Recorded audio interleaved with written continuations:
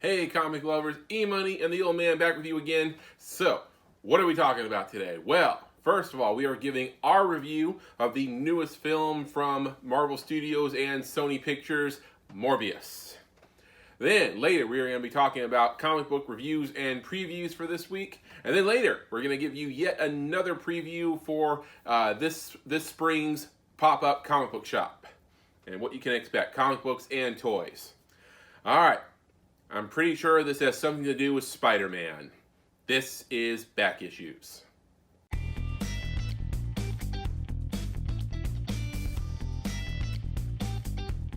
Alright, comic lovers and movie lovers as well. Before we get started today, don't forget to subscribe to our channel, turn on your notifications, give us a thumbs up, and if you like, leave us a comment. We would love to hear your thoughts on Morbius or these comic books, or you can ask us some questions about the comic shop. If y'all don't start leaving more comments, I'm going to start calling out certain individuals that aren't leaving enough comments. All right, so this past Sunday, the old man and I, we took a little trip down to the local Cineplex, and Wait a minute. We took a trip down? You make it sound like we took a road trip. And we drove. This theater is so close that if you fell out of bed and took a few steps, you'd be there. I mean, it's like less than 2 miles away. Jeez, took a trip. It was a trip. It was a short trip, but it was a trip. Anyways, go on.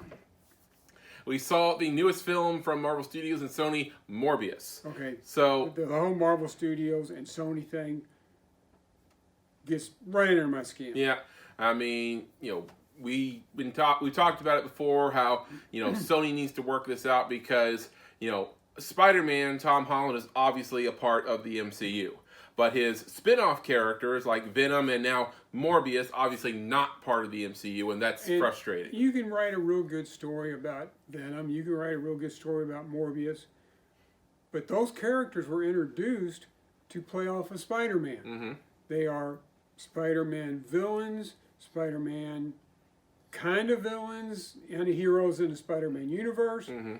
They work so much better when Spider-Man's involved. Yeah. And you're never going to convince me that they don't need Spider-Man, because they do. But well, anyways, Sony took a crack at it anyways.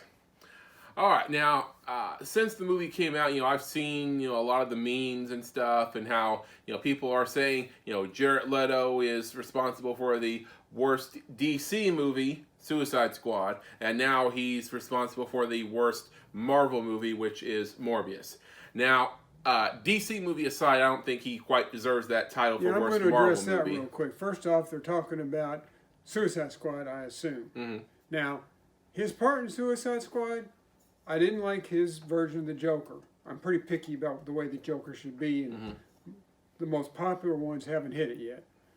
But I think if the director described the Joker as being a gangster with a grill, then Leto did perfectly fine. I mean, I don't know how much of it. I mean, obviously, I don't think he had much to do with the look of the Joker in that movie. Now, how he acted, I don't know how much of it was, him taking liberties with the character and how much was actually written down in the script. Well, I can't take anything away from any movie he's ever acted in so far as his performance. Mm-hmm. If the movie flopped, I don't blame Leto at all. Right. But, now the memes say, he did the worst Marvel movie, and I don't think that's true. There's a lot of bad Marvel movies out there. Well, name 3. Okay. Ghost Rider Spirit of Vengeance. Okay, that was horrible. 2016 Fantastic Four. Okay, that was horrible. Elektra. Okay, that was not good either. You want me to keep going? No, but okay. I bet you can't go much further. But anyway, no. I mean, some people make an argument for Daredevil, but I know that's a sore spot for you. Let's go. Come on. Okay, so like we said, get your ass kicked by an old man, you won't be happy. All right, so Jared Leto does a solid job performing the title character of Morbius, and great, he's great. Yeah, and as every first movie goes, this was an origin story movie, and also you have Matt Smith as the titular villain in the movie. Matt Smith and David Tennant, both guys who played in Doctor Who, they've both done solid jobs playing villains in Marvel projects. Matt Smith's character in this Morbius movie came close to stealing the show. Mm-hmm. I mean, he was great. But if you want to talk David Tennant's Purple Man from Jessica Jones. Whew. Yeah. Perfect villain. Mm-hmm. Best portrayal of a Marvel villain to date, in my humble opinion. My opinion's not really humble, but I'll pretend it is. And, Doctor Who actors who played villains. I mean, you also have Peter Capaldi from the Suicide Squad, who really didn't get a chance to really shine in that role. They didn't write that character very well, and he didn't have enough screen time to really show his stuff. But, just throwing that out there. Karen Gillan playing Nebula. But anyways. All right, so you have those two guys, and this follows the same basic superhero formula where in the first movie the hero ends up playing a pretty much a evil version of themselves. Oh, you mean fighting an evil version of themselves? What did I say? Playing. Oh, sorry, fighting an evil version of themselves. Yeah, I can't disagree. There's been several cases of that. Iron Man. First movie he ends up fighting another guy in a armored suit. Right. Whichever Hulk movie where the Hulk fights the Abomination. Yeah, I mean, first Hulk movie, or actually only Hulk movie in the MCU, he fights, evil Abomination. Captain America, he fights an evil super soldier. So, pretty generic formula, but, not saying it was bad. I've never noticed that before. I wonder why that is. Yeah. All right, so you have that, and the fight scenes, they seem to leave me wanting just a little bit because they all seemed like a little short to me. Well, most of these fight scenes were pretty much going on in super speed. Yeah. Vampires are fast. Mm-hmm. But I have to say the CGI, the going from just Dr. Morbius to the vampire, where they partially changed and phased back and forth, that was phenomenal. And you can say what you want about the fight scenes. When they're in super speed, it's like watching two robots fighting Transformers. It's just a big blur. I can't tell what's going on. But they did slow the fight scenes down occasionally to slow motion. That was incredible. Yeah. So when it comes to special effects in this movie, well, also the problem with the movie was you got two vampires fighting each other, and vampires they need to feed and they're attacking people. And, you expect, when a vampire attacks someone, there's, a fair amount of blood involved. It should be a gory mess. Yeah, I mean, this is a PG-13 movie, so they couldn't show all that stuff. I have the same complaint about that as I do about how do you make two Ghost Rider movies and make them PG-13. Ghost Rider is a demon who is a spirit of vengeance. By definition, that should be an R-rated movie. Same thing with a vampire movie. The scene where Milo, Matt Smith, attacks his mentor / father figure character. He slashes him across the torso, and it's like his clothes are torn, and there's some blood stains on his shirt, but there's not really a amount of blood to really drive the point home that he's been mortally wounded. It looks like he needs to run to the hospital and get that stitched up. Yeah. So they couldn't do that, and also they were afraid to pull the trigger on an R rating. All right, so they need to get off dead center and quit being afraid to do that. I mean, if they're gonna do Blade, I mean, let's go all the way. If they do Blade PG-13, I'm gonna cry. Well, be prepared to cry. Are you serious? I mean, I don't know for sure, but I just don't think they have the guts to make it R. Come on. I heard that Deadpool will be rated R in the MCU. It's impossible to do Deadpool if you don't rate it R. Right. He can't do all his dick jokes. Yeah, I mean, if they do make Deadpool PG-13, Deadpool will have a few things to say about that in the movie. He'll be making fun of it the whole movie. Oh yeah. He'll make sure he gets to drop his one F-bomb. It's terrible. Yeah. All right. So Morbius, decent movie. Not our favorite MCU by any means. Now let's get to those after credit scenes. So okay, first off, spoiler freaking alert. Right. There are 2 after credit scenes. You don't want to miss them because they might be the best part of the movie. Yeah. But if you don't want to know what's going to happen, like I wouldn't want to know if I hadn't seen the movie, you need to skip until you see the segue thing that he runs in between sections. All right, so this is their attempt to connect Morbius to the MCU and the multiverse.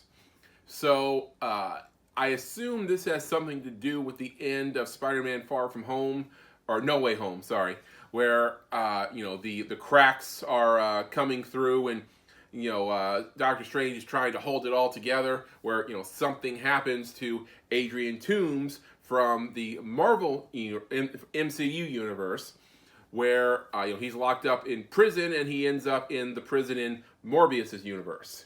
Where they don't know why he's there. Right. Where, by the way, based on a comment early in the film, it sounds like Morbius is in the same universe as Venom, because one of the detectives mentions a incident in San Francisco, which is where Venom operates. So, safe to assume they're in the same universe.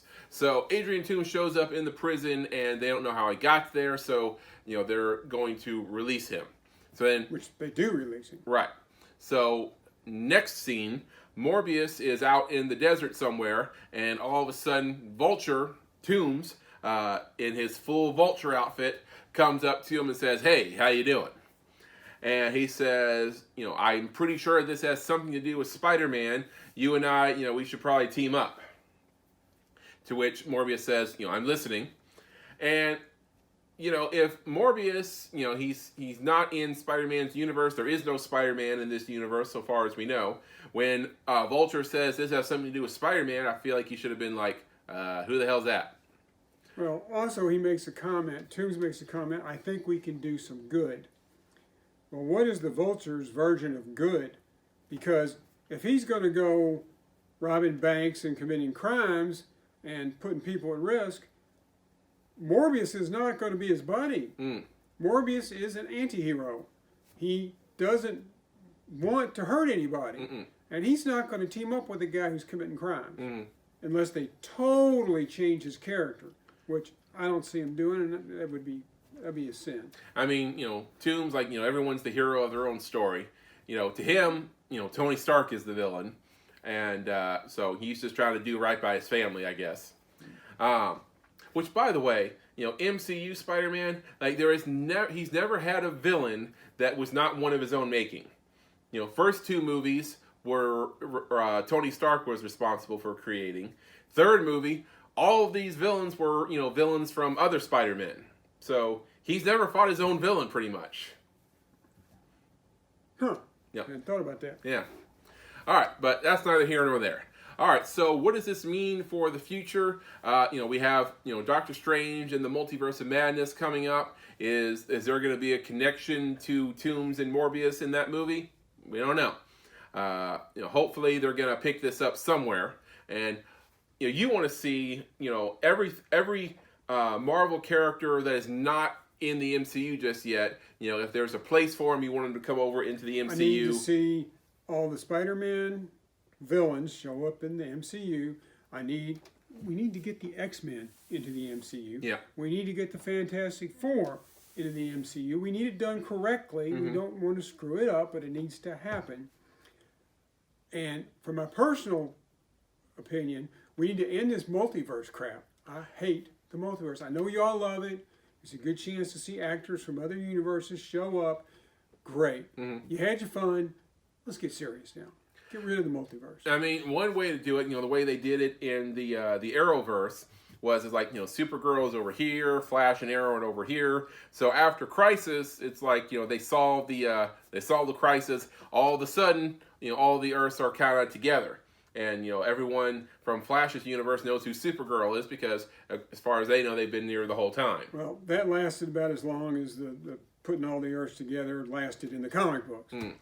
So, I don't know, maybe, do something like that in the Multiverse of Madness, and, all of a sudden we've had, mutants and X-Men and everybody, in there the whole time. I don't know. It's a comic book story, and a really good, well-written comic book story is genius. But it doesn't take a genius to come up with multiple different ways to put everything together. Come on, guys, just put a little effort into it. I could do it, and I've never written a comic book in my life. But I could come up with a way to bring all this together. So all right. If I can't, you can. Well, that's our little rant about the multiverse and stuff. It was a rant too. It wasn't that much of a review.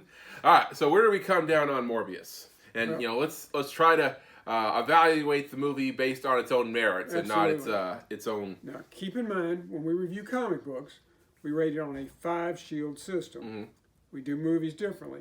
It's based on a 4 popcorn system. Mm-hmm. Now, to give you an idea of a 4, we've never rated more than 1 movie as a 4 in any given year. There's never been 2 in the same year. So that's rare that we give a movie a 4. A 2, whereas you might think that's terrible, a 2 is a movie that was worth seeing. It's not. It's a movie I don't regret seeing. A 1.5, yeah, I probably wish I'd chosen a different I don't movie. know. I mean, 2, I kind of see as a meh. You know, I can take it or leave it kind of movie. I look at it as I was entertained for a couple hours. It was okay. I probably won't buy the movie, and I probably won't watch it again. Okay. But that being said, I give Morbius 2.5 popcorns, which is not terrible. It's not great, but it's not terrible. I was going back and forth between 2.5 and 3, but ultimately I actually came down to a 2.5 myself. So there is your or our grade for Morbius. You can now watch it in theaters. Go out, make your own decision. All right, so that is our movie review for this week. Now let's turn it over to our comic book reviews. All right, now for our comic reviews. Now, if you've never seen this before, just to let you know how we do this. Like the old man said, we grade them on a 5-shield rating system. We each give it 2 scores, one for writing and story, and the other one for artwork. And then we combine the 4 scores together to give it an average overall score. All right, so first up we have our mentions this week, and I'm about to give you guys a prime example of why we don't call them honorable mentions, because sometimes we don't have a lot of nice things to say about them. Sometimes they're honorary mentions. So case in point, our first comic book today. Keep in mind, E-Money and I are not huge fans of the current X-Men stories. We pop in occasionally, and we'll read a story just so we kind of know what's going on. Like, we read the first, what was it, 10 Deaths of Wolverine? The Deaths of Wolverine, something like that. And Wolverine wasn't in it, but it was interesting to see what they were doing with Moira McTaggart. But we didn't get any more of them. I mean, some X-Men stories these days, some are all right, some are eh. And then you have this story. This is the Immortal X-Men #1, and I chose to get the, I don't know, what do you want to call that, the Last Supper tribute? But at any rate, we didn't enjoy it very much. No. All right. So, in this issue, takes place on Krakoa, the mutant sovereign nation. Magneto says that he is resigning. Okay, I'm sorry. No, I had it right. Krakoa. Okay. Yeah. Okay. So, Magneto says he is resigning from the Council of Krakoa, which he has been on since it was founded.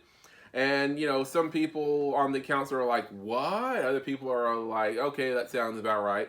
And, people are trying to, we're following Mr. Sinister in a lot of this. Who's not one of my favorite villains to begin with. And, people are trying to, figure their next move following this resignation. And it's just horrible. It's all politics. It's political maneuvering. People, trying to, get up on one another. And you know what it's like? It's like watching the Senate hearings in Phantom Menace. Only it's worse because I have to read it.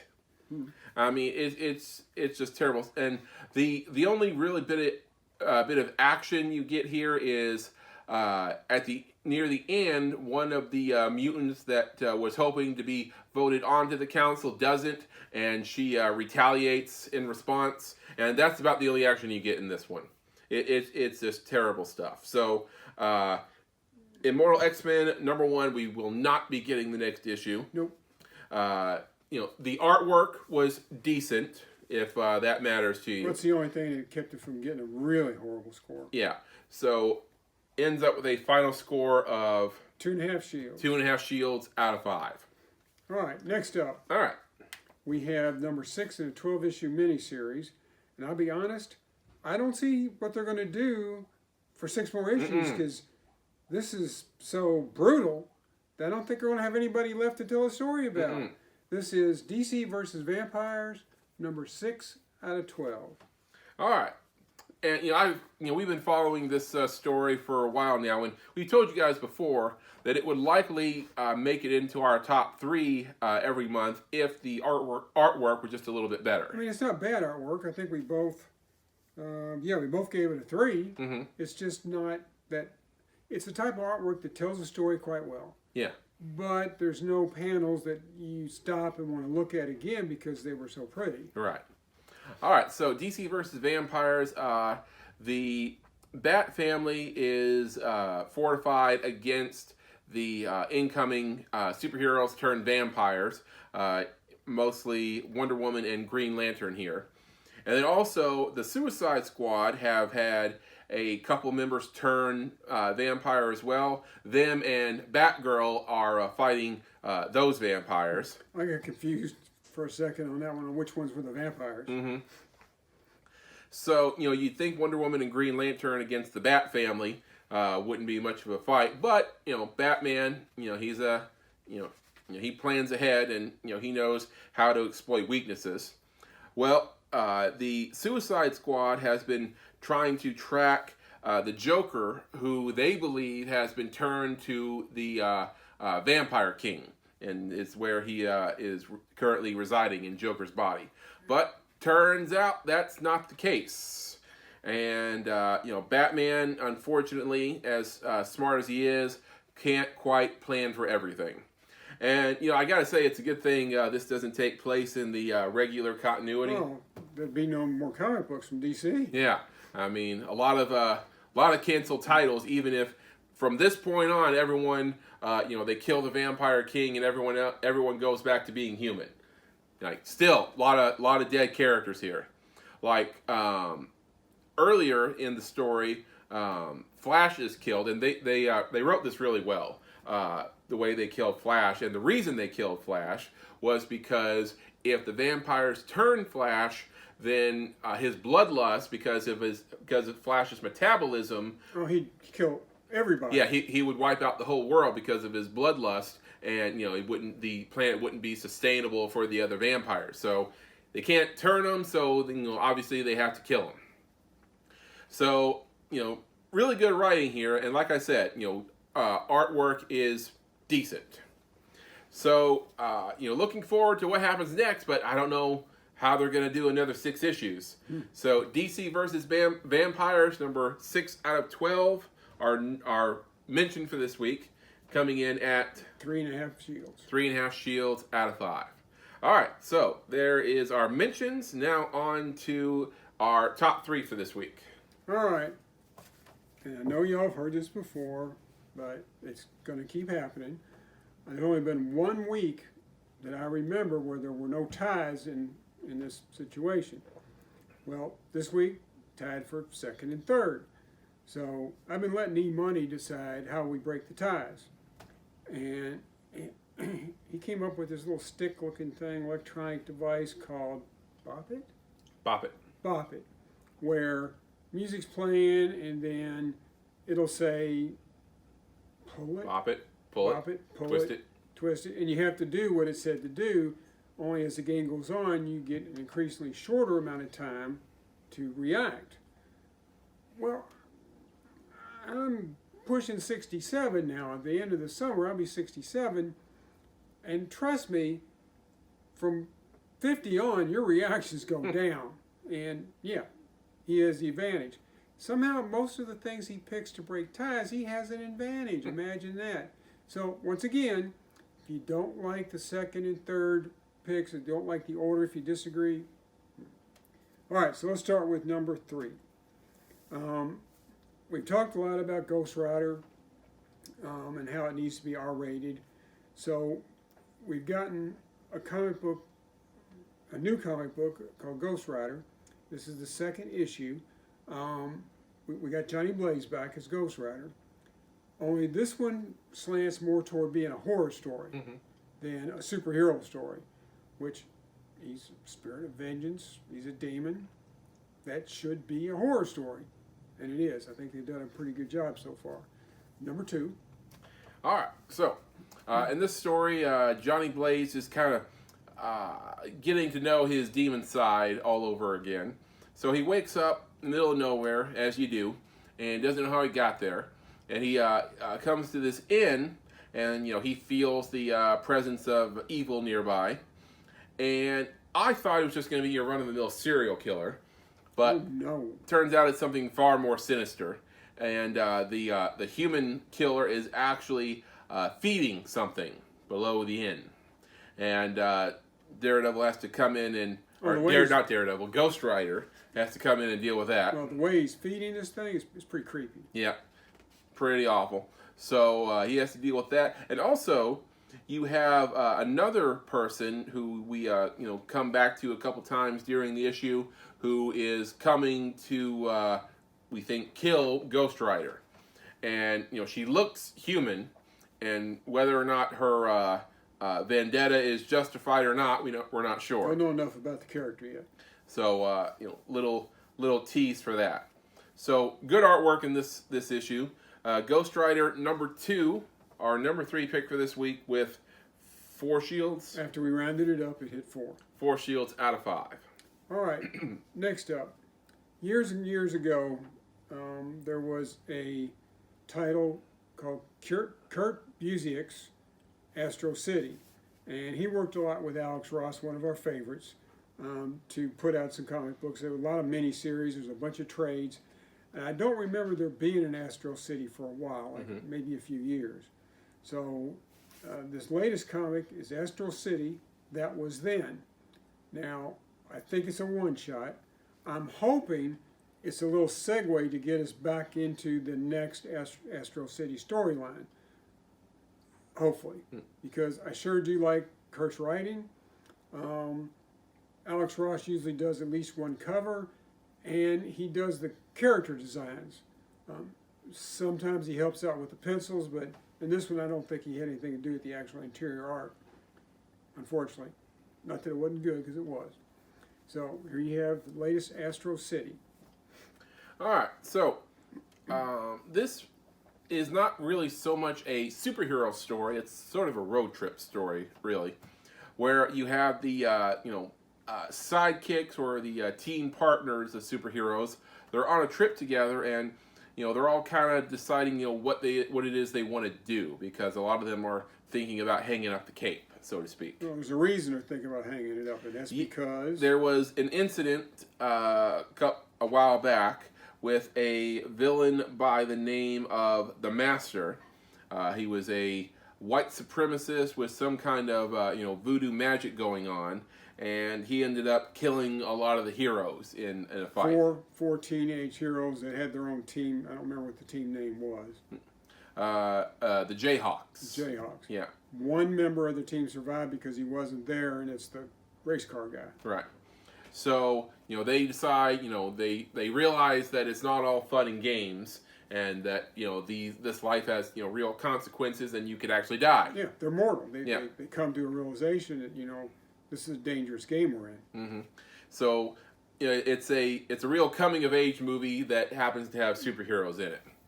So, Astro City, That Was Then, our #2 pick for this week. It also came in after rounding to 4 shields. 4 shields out of 5. Now, this next book, it's a kickoff to another crossover story. No idea if it's canon or if it's a Black Label book, because they stopped putting Black Label on the covers of these books, just like the DC versus Vampires. It seems to be basically a Batman story, because the main character is Ra's al Ghul.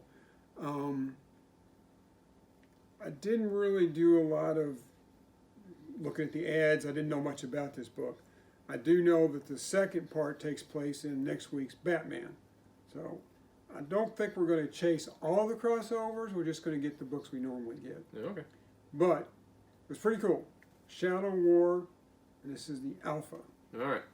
So this takes place after the events of the Robin miniseries, the old man and I have been reading, where Robin comes home to Gotham, and also Ra's al Ghul turns himself in to the authorities. He tells Talia, his daughter, that he's been trying to change the world through eco-terrorism acts, and hasn't gotten him anywhere. So he decides that maybe we need to do this a different way.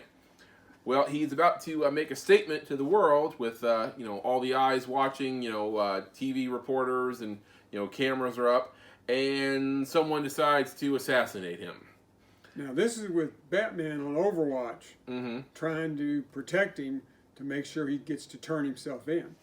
Well, the assassin obviously knew what they were doing, and you get past Batman. Hell yeah, he knew what he's doing. Yeah, and he creates enough chaos that Batman has to make a decision about trying to save Ra's, if indeed he could have been saved at all, and his son Damian, and or chase the assassin. Right, and then also Talia also was caught in the blast, and when she recovers, she decides to start a war with the assassin. She's not happy. Ooh, she is pissed off. Well, it turns out the person who looked like the assassin is not the person we think it is. He's an imposter. Well, according to what somebody says, we don't know if they're lying or not. But they claim they weren't the guy. Right. He says he hasn't worn that outfit in years, and he's been where he is all day. So, but that doesn't seem to matter much to Talia because she's convinced that it's him. So this starts off a whole war, hence the name Shadow War, with Batman and Robin kind of being caught in the middle. Yeah, I mean, do you really want to go to war with the League of Assassins? I don't know. All right, so Shadow War Alpha, our number one pick for this week, with 4 shields out of 5. With no rounding. No rounding. All right, so there's our picks for last week's releases. Check them out at your local comic book shop. Now, what do we have going on that comes out today? Well, we got some good stuff. We got, as mentioned, Batman number 122, the continuation of Shadow War. There's a Batman Beyond Neo Year. Now, you like the future Batman story, so we're going to pick it up. Yeah, I read the series, or I watched the series. But we'll see. Maybe they'll convince me. The Scorched number 4, the Spawn storyline's coming out. The finale to Devil's Reign number 6. All right, wrapping that up finally. Yeah, looking forward to that. And you've got Moon Knight number 10, She-Hulk number 3, and Spider-Punk number 1. Spider-Punk, okay. Yeah, I don't know. We'll pick it up. I've heard of him, but I just never read, much of his stuff. Well, he's in my Marvel Strike Force video game that I play on my phone, but other than that, I don't know anything about him either. But curious, we'll get number 1, see how it is. All right. So there's our previews. Get them at your local shop if you're interested. Now, let's turn it over to a little preview of what you can expect for this year's pop-up comic shop. All right, so we've been telling you guys a little bit about our pop-up comic book shop the last few weeks. We've been gone for a few months because of the winter months. Yeah, I don't do cold. Right. We ended it in October last year, and we're planning on coming back very soon. And we told you that the absolute latest will be the first Saturday in May. I think that's May the 7th. Right. But we also mentioned that if the weather looks good before that, then we might open a little sooner. Now, looking at the weather report, this Saturday, the 9th, is definitely out. It's going to be too cold. Now, the weather report next week, we can see Monday, Tuesday, and Wednesday.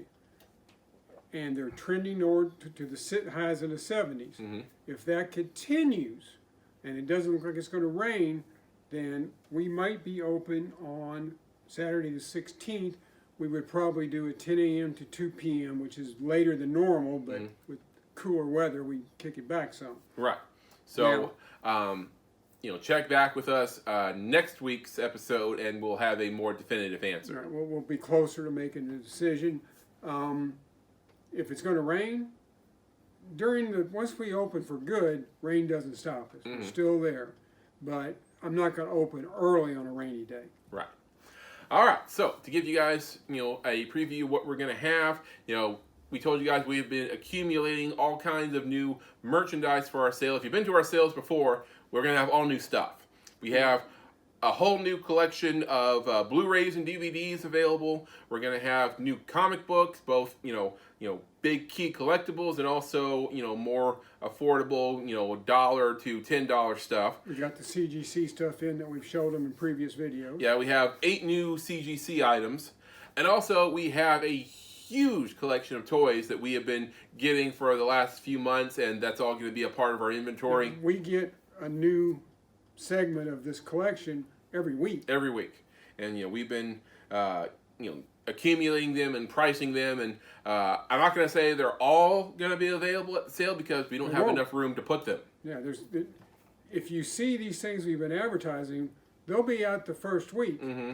But the second week, it'll be all different stuff. Yeah, if we still have it the second week, ask us about it. If you ask, one of us will go in and we'll go find it for you. Find it.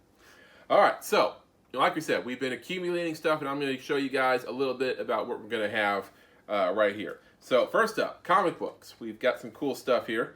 First of all, we have Fantastic Four number 112, this iconic Hulk versus Thing cover, and it says down here, "Enough said." Yeah, I mean it's a black cover, which is really hard to find in decent condition. This one is probably I'm going to guess it's at least a VG or a 5. You guys ever watch Pawn Stars? Sometimes they get a CGC comic that comes into the store, and then Chum or whoever decides I'm going to bring in my expert here, and I'm like, why? I mean, like, CGC has already done all the work for you. All you have to do is do a little research and find out what. Those guys know how to use eBay. Yeah, what the grade goes for. I mean, you don't need to call in an expert. All the work's been done for you. But anyways. All right, next up, we have the Avengers number 83, first appearance of Valkyrie. So, pretty cool key issue there. And, usually, on this show, I've mostly shown you guys Marvel stuff, but we have DC stuff too, including this comic, Batman number 386, first appearance of Black Mask.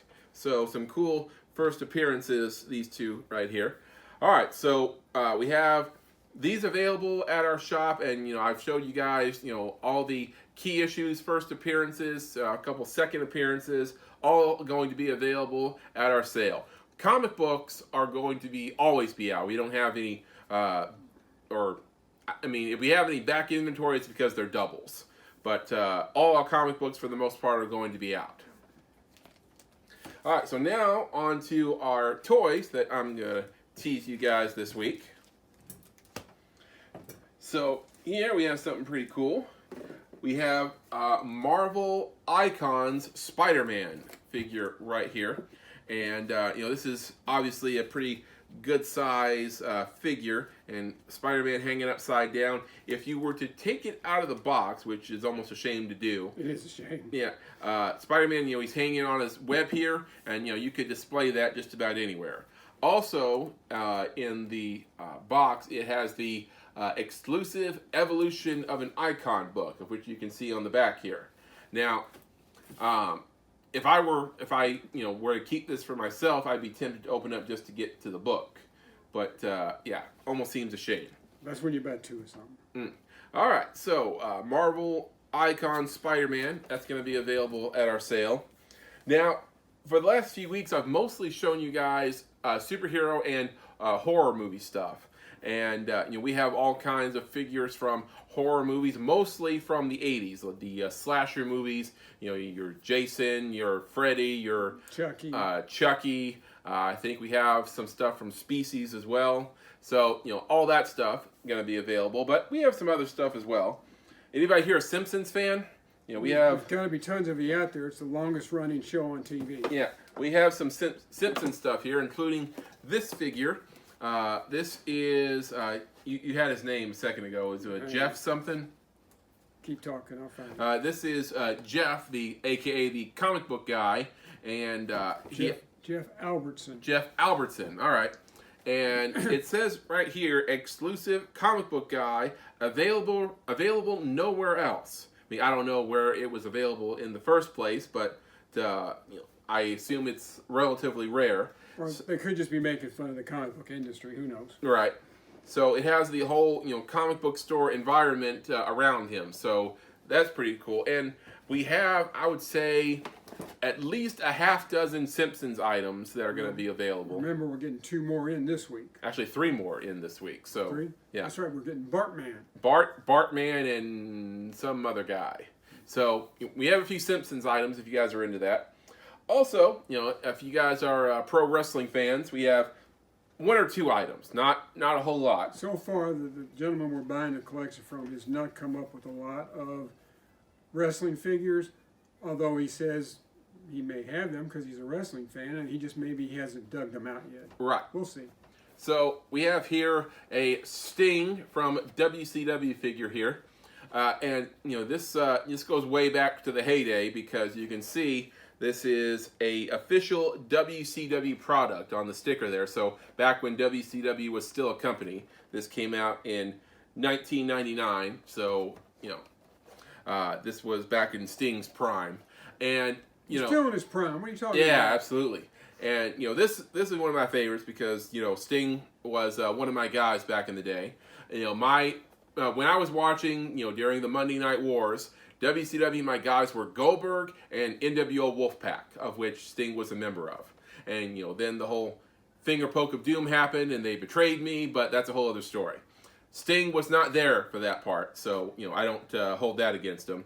And I just want to give a little shout out to Sting here because he was in his prime back in the 90s, but he's still going back over at AEW. And the man is 63 years old. In the prime of his life. Just a little bit younger than the old man. And people want to talk about Stone Cold's match at WrestleMania, and it was a great match, don't get me wrong. But that was one match.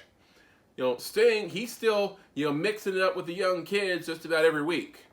A couple months ago, he was wrestling a match with the young kids, and he gets one of them laid out on a table near the stage area. Sting, 63 years old, gets up on the stage, leaps off the stage, and does a frog splash into the guy through the table. I'm not going to do a frog splash to a mat. Right here. I'm not doing it. I mean, I asked the old man when I showed it to him, and I said, at what age is the manager, the commissioner, whoever guy says, all right, old man, this is what you're going to do tonight. You're going to do a frog splash off through a table onto a guy, and at what point are you going to be like, no, I'm too old for that. I'm not doing that. Well, what's the name of that movie coming out? Nope. Nope. Nope. Well, whatever age it is for most people, Sting has not reached that age yet. I'll be honest with you, I think the man cray-cray. After he went through it, the crowd starts chanting, "You still got it!" So, mad respect to Sting. All right, so. That was a totally tangent that absolutely. just went off on. It was another vent. We might have to change the name of this show to E-Money's Vents. It's YouTube. I can take as much time as I want. All right, so all of these going to be available at the sale, and check back our other videos for more items you guys can check out. All right, so what do we have going on the channel coming up? Got your reaction videos. Yep, we have our reaction videos. We're currently watching Moon Knight, and we're going to have a new reaction video for episode 2 on later today if you're watching this on Wednesday. Also, you can check back our CGC unboxing videos from Comic Book World, and all the information about Comic Book World is available on the videos. So if you like any of those key CGC items, you can call Comic Book World, see if they have them available, and check in with Jacob. And some of the stuff we've helped them open up, killer stuff. Yeah, killer absolutely, stuff. Great stuff. Also, as the days are getting warmer, we're going to see the return of everyone's favorite German Shepherd soon, Thor the Dog of Thunder. What do you mean everyone's favorite? They might have their own favorite German Shepherd. I mean, he's my favorite. Nice, sweet boy. He's all right. So, Thor's going to be back with us soon. And also, like we said, check out information on our pop-up comic book shop coming soon. Just don't know when just yet. All right. We'll see you guys on the next one. Don't forget to subscribe. Excelsior. True believers, are you watching Halo on Paramount Network? the Paramount Network? if you're not watching it because you just don't like science fiction, you don't have to play Halo to enjoy good science fiction. I don't play Halo, and I love the show.